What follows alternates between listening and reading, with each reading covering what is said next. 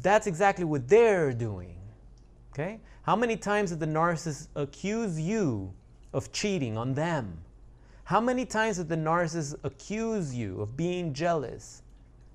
How many times did the narcissist accuse you of not returning their calls or ghosting them?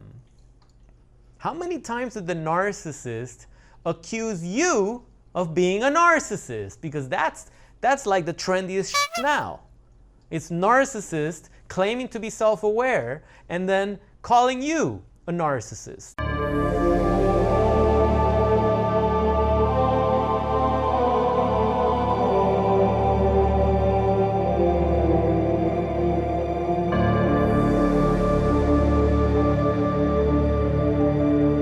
What's going on, guys? Welcome back to PsychopathEXposure. My name is Kira. I wanted to highlight a success story that came in. Those are rare, but believe me, there are more success stories than you guys think. Because when you're on the internet, most people just want to talk about how bad things are and how bad their life is. And when good news is being shared, oftentimes people that are addicted to drama tend to not read it. Or they'll read it and they won't believe it. They'll be like, nah, you must be lucky. That only happens to you. You must be nice.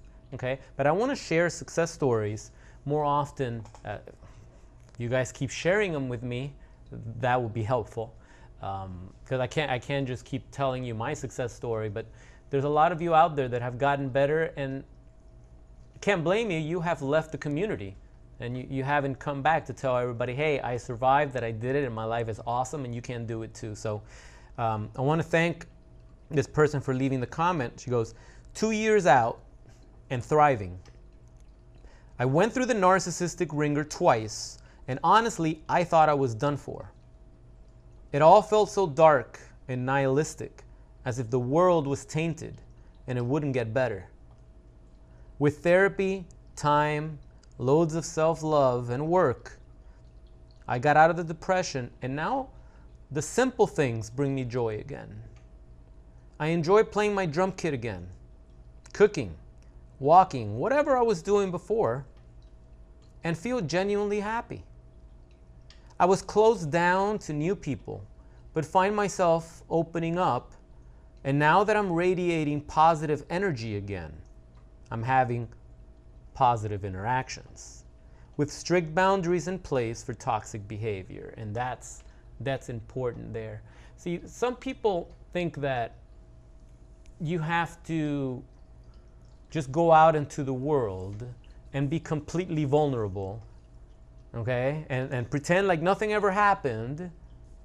But that's not how you do it. I hope that you guys have found a silver lining in this situation. Otherwise, what a waste of an experience. Let this abusive, narcissistic entanglement, and God forbid you dealt with a psychopath. Let this situation, this horrible experience, let this situation be the catalyst to your inspiration, to your rebirth. Let this situation drive you to build boundaries when you didn't have any, to make healthier choices in your life, to hang out with better people, with quality people, to maybe leave that dead-end job that you're so scared of leaving, but after surviving narcissistic abuse and having to be by yourself and dealing with the unknown, you can deal with the unknown of not knowing if you're going to find a better job or if your career is going to kick off, right? Because once you experience psychopathic narcissistic abuse and you survive and you turn your life around, nothing else can stop you. Nothing else is going to be as scary. I've had people that have been through all walks of life. I work with people all over the world. I have worked with famous people. I have worked with amazing attorneys. I have worked with therapists. I have worked with so many people with man, I can't even begin.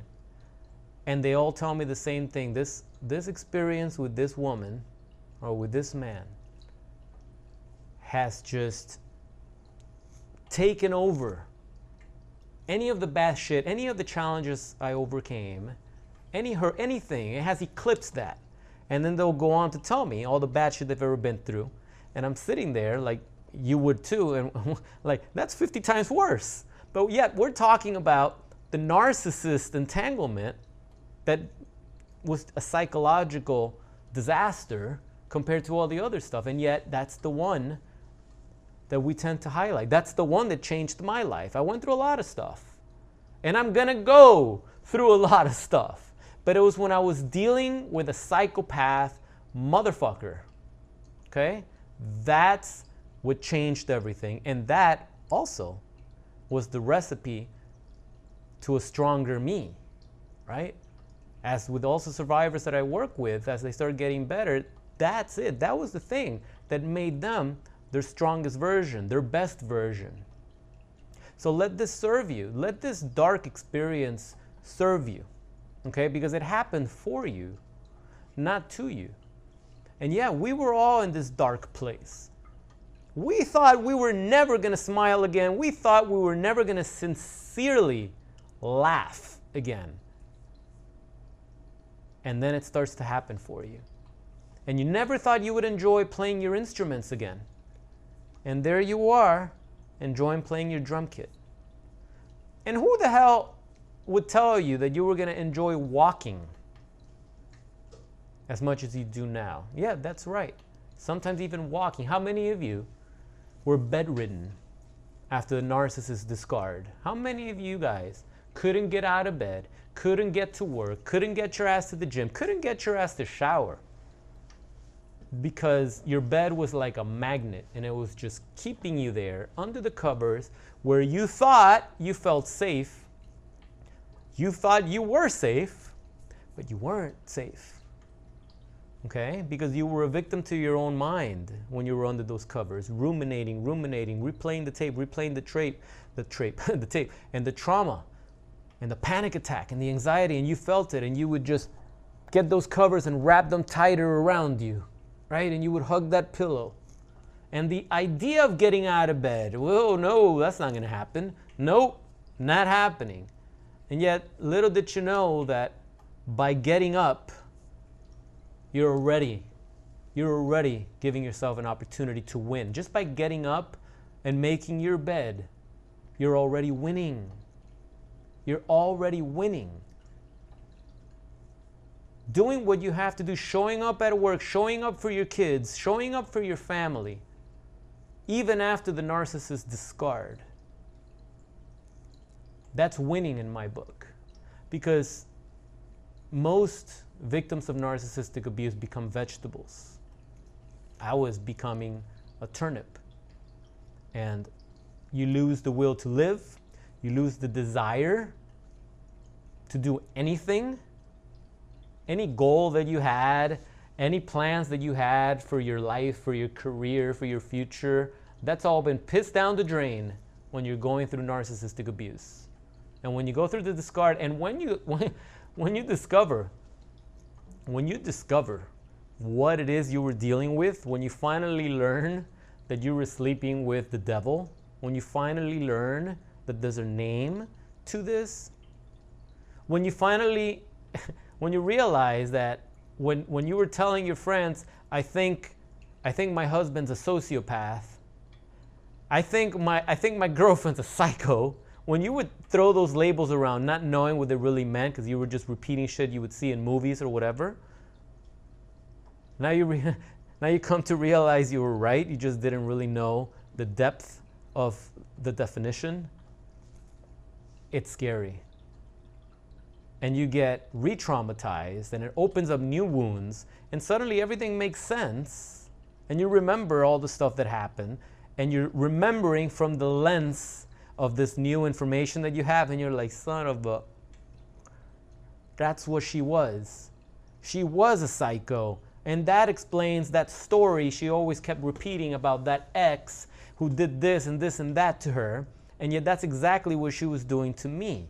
It's like the ultimate gaslight.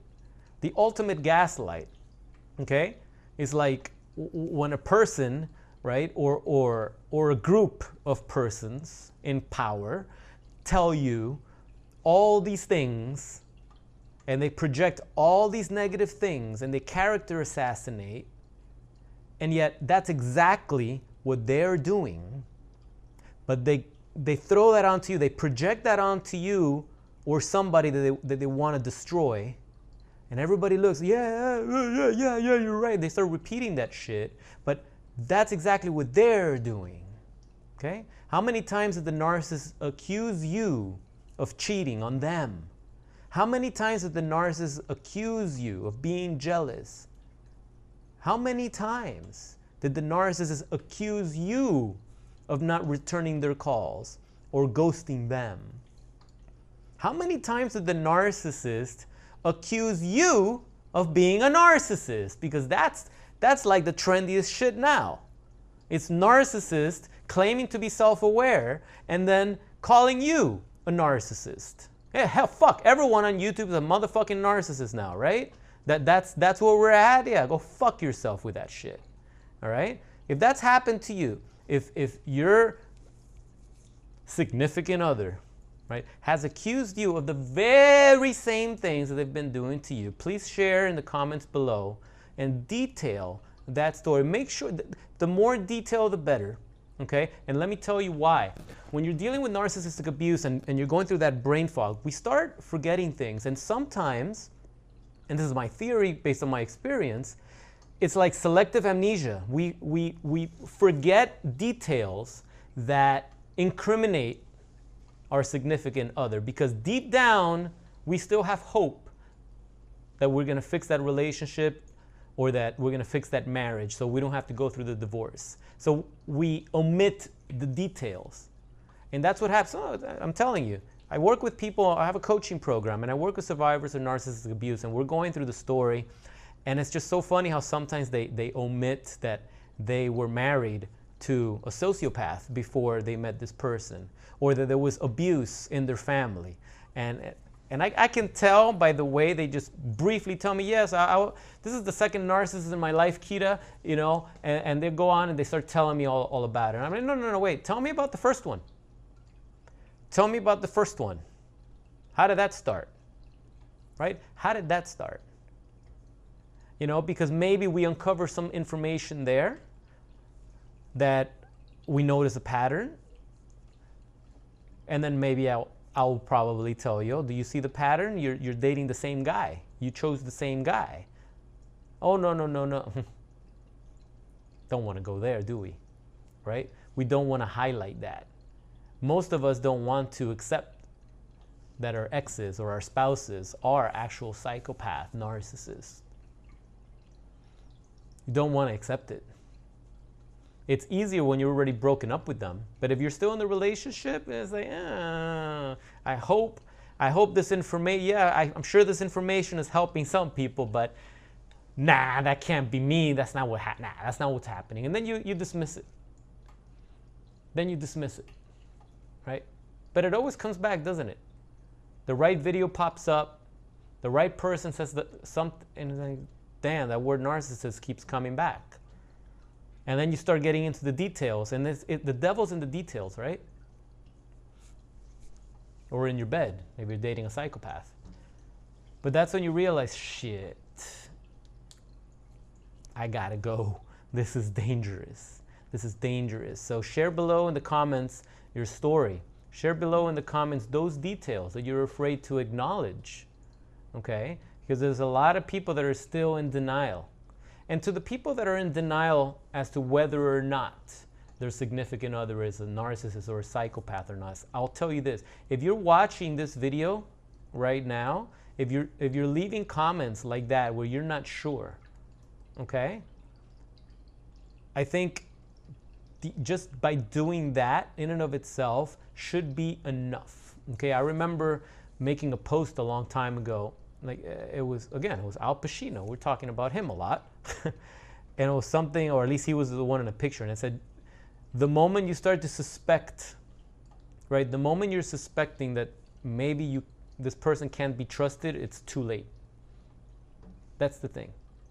When you're in a solid relationship or a solid friendship, the last thing on your mind is like, I wonder if this guy is secretly behind my back trying to screw me over. I wonder if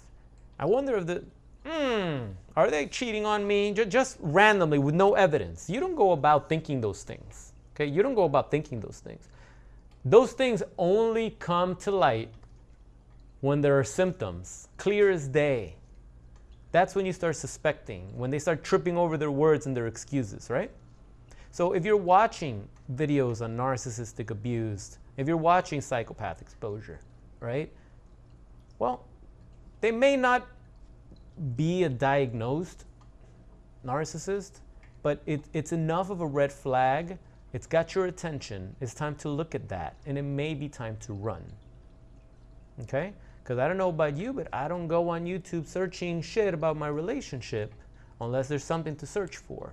It's something I never did. But when there's a problem, you start looking for answers. That means there's a problem. Let me repeat it. That means there's a problem. And if these videos, or this video in particular, is resonating with you, and you feel that you're getting closer to the answer to that problem, you really got to pay attention to it then. You can't dismiss it. There's something there. Okay? You just might be onto something. Okay? So, having said that, I hope you guys have an amazing rest of your day. If you have questions about narcissistic abuse, if there's a particular topic going on now that you would like me to cover in a future video, also please leave me a comment below. I read all my comments. I do my best to respond, and I will more than happy make a video for you if it's going to help you along your healing journey. Okay, this is Kita with PsychopathEXposure. I will catch you in the next video.